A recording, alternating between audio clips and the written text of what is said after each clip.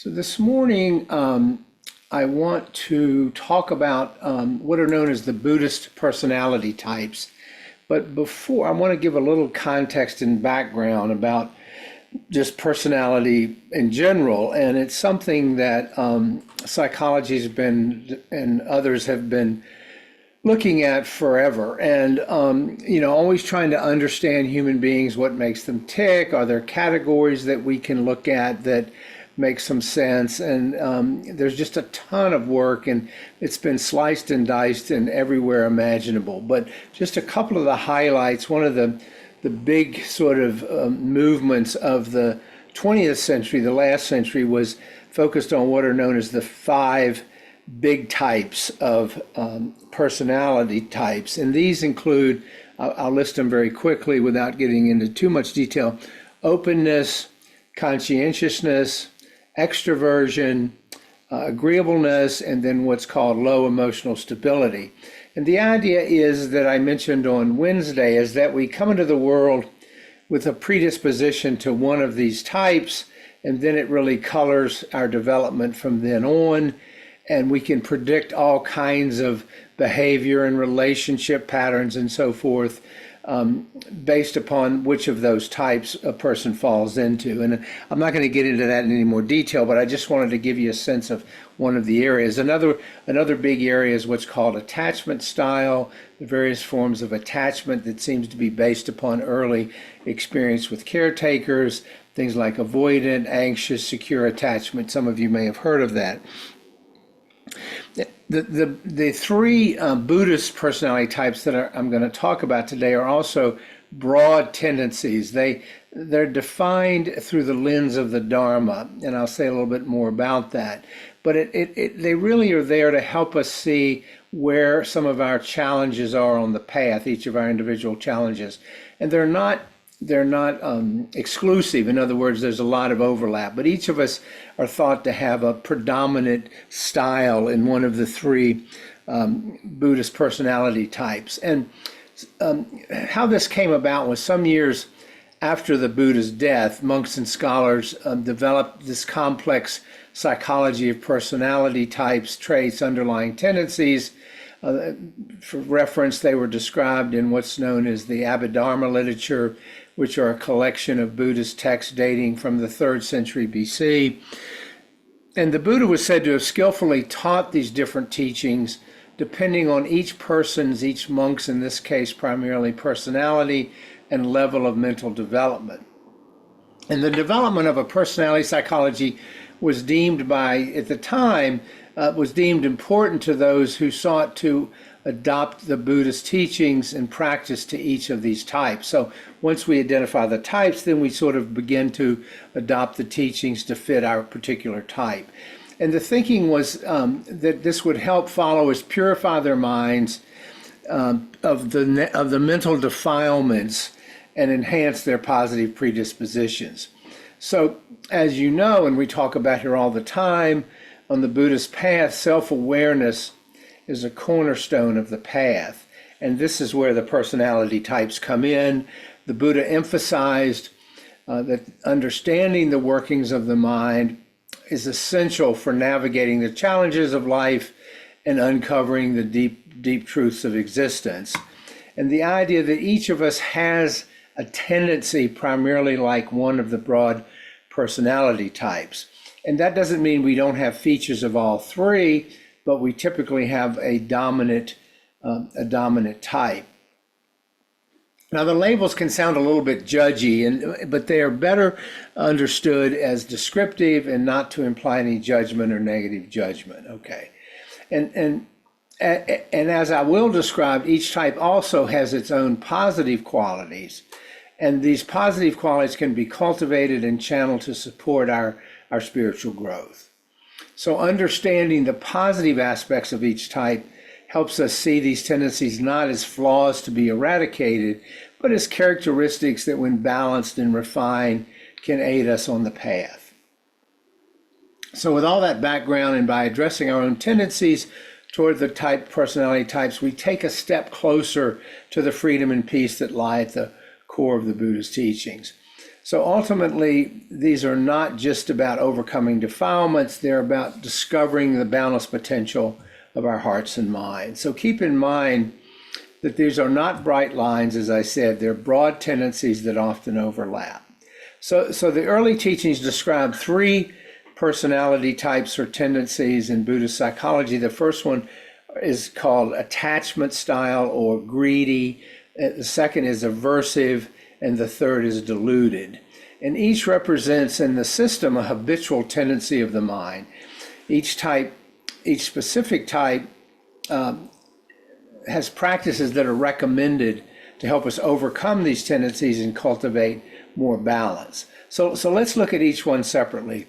The so-called greedy type or attachment type is characterized by attachment to sensory pleasure and a tendency to cling to experience or possessions that bring satisfaction or comfort.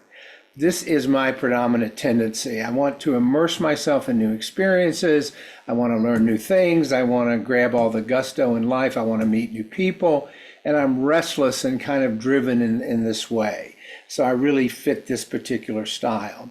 And where this gets us into trouble, where this gets me into trouble, is this personality type often seeks happiness in external objects, relationships, circumstances, and which can lead to a cycle of craving, disappointment, and dissatisfaction. And for this type, the practice of contemplating old age, sickness, and death, this goes to what Janet was saying a moment ago, is a powerful remedy. It's really a way of trying to kind of tame the ego a little bit. And by reflecting on the impermanence of life, it reminds us who fall under this heading that no amount of clinging can prevent the inevitable changes of existence. They're going to happen. And this practice encourages a deeper understanding of impermanence, helping those of us who are the so-called greedy types loosen the grip of these transient pleasures. Another antidote for this type is generosity, if you think about it. By giving freely without expecting anything in return, we learn to let go, or we seek to let go of self-centered desires and deepen and develop the heart of compassion. So those are some of the antidotes, because generosity, as we often talk about, really cultivates that sense of interconnectedness with others. It counteracts the isolating tendencies of greed and self-absorption and pleasure-seeking. And in addition, placing ourselves in uncomfortable or unpleasant situations help us become less enchanted with sensory pleasures. In other words, by willingly stepping out of our comfort zone, we learn that true contentment comes not from external circumstances. Now, that's not to say it doesn't bring pleasure, but it's trying to quiet the mind from craving, so that we're not constantly caught up in this cycle of craving, seeking, grasping after. It's fine to have pleasure, but not that where it becomes the overarching reason for our day-to-day lives. And these practices encourage a shift from attachment and seeking to equanimity, which is a key aspect of our practice. Now, on the positive side, and I said, remember, each of these has a positive side. The greedy type, though often associated with attachment and craving, possesses a natural capacity for appreciation and a keen awareness of beauty, of pleasure, and joy, but in moderation. We never want to give that up. It really gives a richness to life, but not if we become addicted to it. We have this innate ability to savor life's experiences, noticing, valuing the richness of sensory and emotional connections. It helps us cultivate experiences of awe and wonder.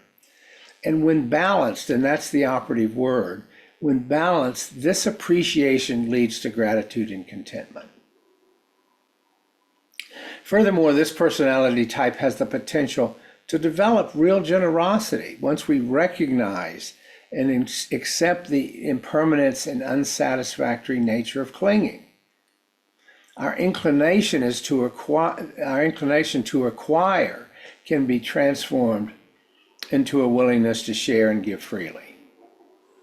So generosity, as you know, arises naturally when we understand that true contentment doesn't come from hoarding and getting more stuff, but from letting go and contributing to the well-being of others. So that's the so-called greedy type. The second of the Buddhist personality types is what's called the aversive type. And this type tends to focus on negativity, reacting to life with frustration, anger, avoidance, why me, poor me. And this type often struggles with feelings of judgment, resentment, and even self-loathing.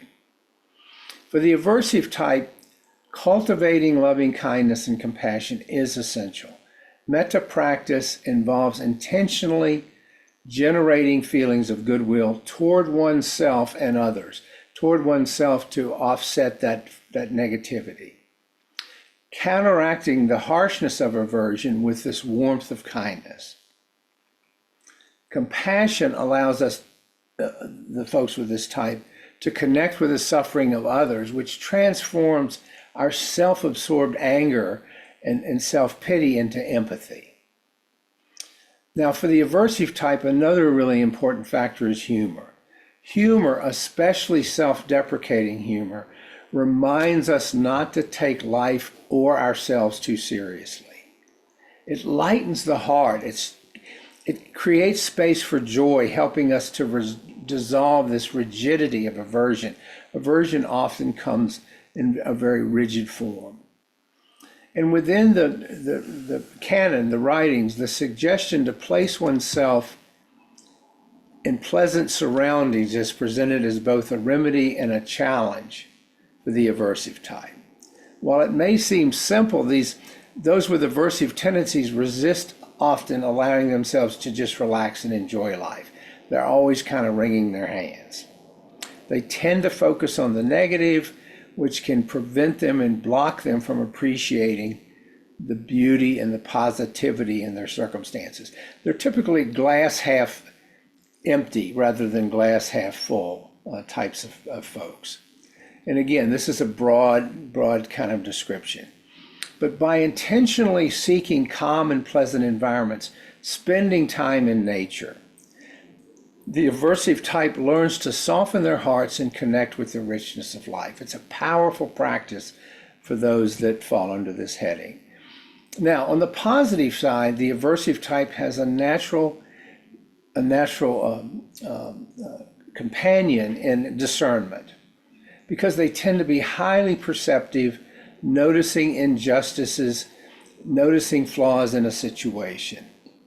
And when they bring this tendency tempered with compassion and mindfulness, it really can generate a commitment to truth and fairness. There's a high regard for justice with this type. You know, they tend to be highly principled, willing to stand up for what they believe is right. These are real agents of change because they really want to see things get better. And so they bring to these situations often a high degree of courage. They're not so easily distracted by superficial pleasures or distractions.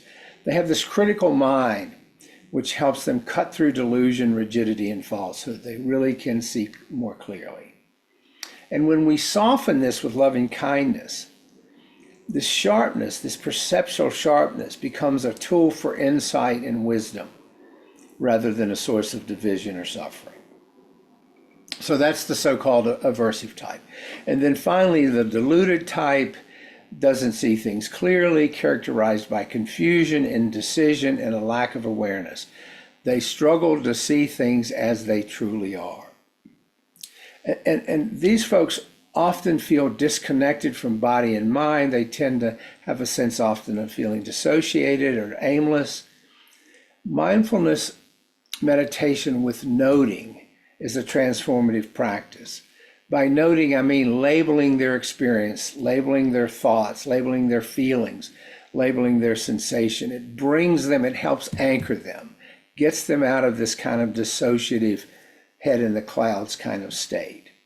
And that through this, they develop a clear understanding of the present moment. This practice fosters an insight into the nature of mind, which counteracts that fog of delusion with greater awareness. So body awareness practices such as Qigong, yoga are recommended for these folks. They help ground them in the present moment and reconnect them with the body, reconnect them with their physical experience. By cultivating a sense of embodiment, the deluded type can overcome the tendency to dissociate or become lost in abstract thought. By placing themselves in safe and pleasant surroundings, it's a gentle way to prevent dissociation, to get grounded. So a supportive environment provides the stability they need to cultivate the mindfulness and clarity, creating the conditions for insight and understanding to arise. Now, on the positive side, unlike the other two, they're less likely to be rigidly attached to their own views or preferences. This openness can lead to a sense of humility as they acknowledge they don't have all the answers. And it fosters a willingness to explore, to learn, and grow. Another quality of this type is their creativity, because their minds are not confined by these fixed patterns, these rigid patterns of thinking. They often have a very rich inner world and the capacity for imaginative and innovative ideas. Many artistic types fall under this heading. So when grounded in mindfulness and body awareness, this creativity is a powerful force for transformation. Now, each of the three types has both challenges and strengths, as I said. The greedy type's appreciation for life can blossom into generosity. The aversive type's discernment is guided by compassion, and the deluded type's openness leads to creativity and wisdom. The reason it's important that we sort of try to identify which of these headings we fall under, primarily, remember there's lots of overlap, is because it informs the practices that we might want to pursue. It gives us some roadmap to what might be most beneficial. So with my greedy practice, it sort of helps guide me into which practices are going to be most transformative. By understanding and cultivating the positive aspects of our personality type, we transform these habitual tendencies, of which we're not prisoner, we have agency, into tools for growth, self-awareness, and liberation. Excuse me. In the end, the Buddhist path is not about labeling ourselves as flawed with these labels, but recognizing our innate potential and having some wisdom about which path makes the most sense for us, or which aspects of the path. The transformation of these personality traits into their positive expression is a vital part of walking the path, of progress on the path. And as the Buddha taught, every aspect of our being, when viewed with mindfulness and understanding, including these types, can become a doorway to freedom. So that's a little bit on the Buddhist personality paths. So let me stop there.